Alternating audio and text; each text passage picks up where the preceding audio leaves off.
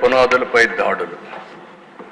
కొందరు పోలీసు అధికారులు అడ్డబెట్టుకుని ప్రజాస్వామ్యానికి పునాదులైనటువంటి శాసనసభ, కార్యనిర్వాహక సభ, న్యాయ మీడియా విభాగాలపై దాడి చేశారు. ఇదే హౌస్లో నేనున్నాను. వాళ్ళు చేసినటువంటి దౌర్జన్యాలు కానీ, గౌరవ సభ్యులపైన దాడులు కానీ, కడార అధ్యక్ష ఎన్ని విధాల మాట్లాడాలో మానసికంగా వేధిస్తే ఇదే హౌస్ నుంచి నేను బయట వెళ్ళాను. ఆ రోజే నేను చెప్పాను, మళ్ళీ ఈ హౌస్ని గౌరవ సభ చేసిన తర్వాతనే అడుగు పెడతానన్నా. ప్రజలు విశ్వసించారు. మళ్ళీ ఒక విక్టోరియస్ హిస్టారికల్ విక్టరీతో ఈ హౌస్కి వచ్చాం.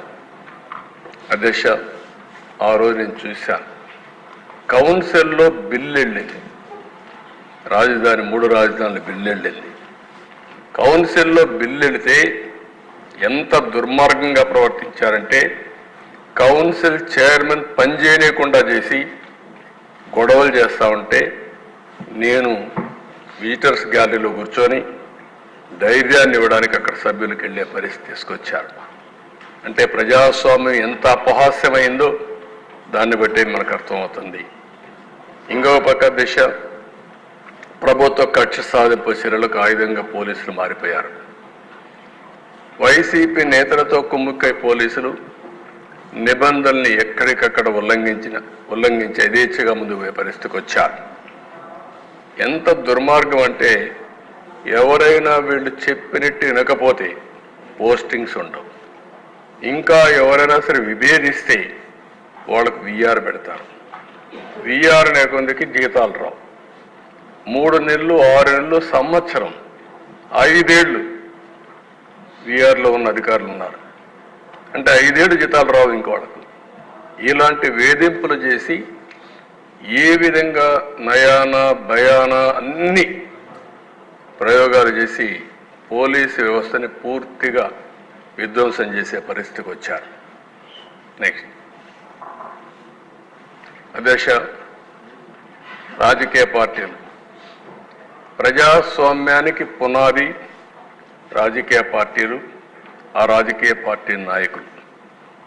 చిన్న పార్టీని కూడా ఎప్పుడైనా సరే విమర్శించాలన్నా, దాడి చేయాలన్నా భయపడేవాళ్ళం. అలాంటిది దేశ నా జీవితంలో నా మీద ఎవరు కేసులు పెట్టలేదు, కానీ ఈ 5 ఏళ్లలో 17 కేసులు పెట్టారు. నా 17 ఇంకా కూడా ఉన్నాయి, కొన్ని 17 కేసులు పెట్టారు.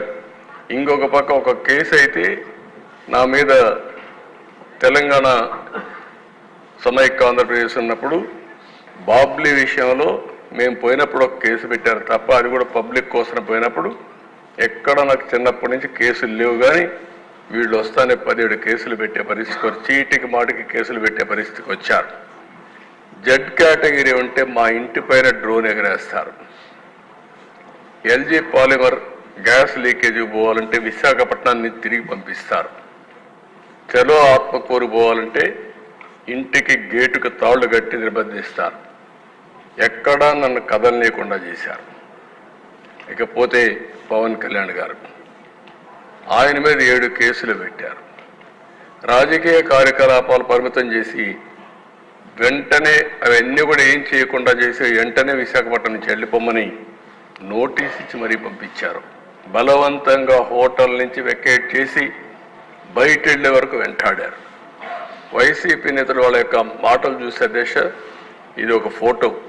ఆయన కోపం వచ్చి ఏదైతే నన్ను అరెస్ట్ చేసే మునుపు నేరుగా వస్తా ఉంటే వీళ్ళు అడ్డం పడితే రోడ్డు మీదనే పడుకొని నిరసన తెలియజేసే పరిస్థితికి వచ్చామంటే ప్రజాస్వామ్యంలో ఎంత దారుణంగా ఉందో మనం అర్థం చేసుకోవాల్సిన అవసరం ఉంది. ఇవన్నీ అధ్యక్ష, ఆ తాళ్ళుగడ్డ అన్నీ మీకు చూపించాం. నెక్స్ట్, ప్రతిపక్ష రాజకీయ పార్టీలు అణిచివేసేదానికి మీరు చూస్తే ఇక్కడి నుంచి బోండా ఉమా గారు ఉన్నారు. ఇంకో పక్క ఆనాటి ఎమ్మెల్సీ బుద్ధా వెంకన్న మాచర్లకు వెళ్ళారు. కిషోర్ అని ఒక అడ్వకేట్. అక్కడ ఎలక్షన్లు జరుగుతున్నాయి. నామినేషన్ సక్రమంగా వేయించడం కోసం వెళ్తే వీళ్ళ మీద దాడి చేసి కడాన వాళ్ళు ఎవ్వరూ సెక్యూరిటీ ఇవ్వకపోతే ఎక్కడో ప్రకాశం జిల్లా అవన్నీ తిరిగి తప్పించుకొని ఫైనల్గా విజయవాడకు వచ్చే పరిస్థితి తీసుకొచ్చారు. ఇంకొక పక్కన మీరు చూస్తే అధ్యక్ష, లోకేష్ జనరల్ సెక్రటరీగా ఆయన పాదయాత్ర చేస్తే యువగళం ముందు పోతే మైక్ ఇవ్వకుండా, కనీసం బెంచ్ కూడా ఇవ్వకుండా, కూర్చోనివ్వకుండా వెంటాడే పరిస్థితికి వచ్చారు.